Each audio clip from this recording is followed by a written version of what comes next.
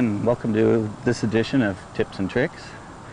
I'm your host, Scott Kawa, and today I'm going to be telling you a neat little trick when fishing crankbaits and getting a lot of short strikes. I mean, it's really frustrating when you're just hooking a lot of fish and they're jumping and throwing it, or they're pulling off of the boat because they're just on the back hook and just barely got a little bit of a hook set on them.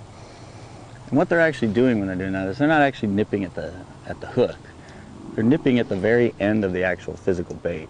And so what that does is not put the hook very far back when you set the hooks. You're just catching them in the little libs. And it doesn't matter if you're using something a little bigger or something a little smaller, they're actually going to always nip at the back when they're on a short strike bite.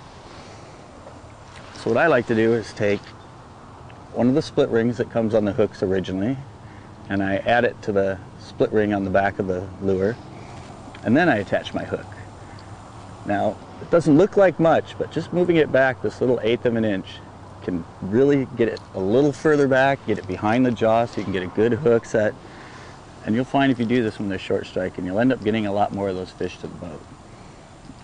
It's sort of like a trailer hook on a spinnerbait when they're short striking. They're trying to hit the end of the little things that come off the spinnerbait, not actually grabbing it enough to get the hook. So you put the trailer hook, puts a little further back, and you end up catching a lot more of those fish. And this won't inhibit the action of the lure at all. And it's very simple, very easy. A lot of times, since I don't use the split ring that often comes on the beginning of the lure where you tie your line, I just use that one and I add it to the back, and voila.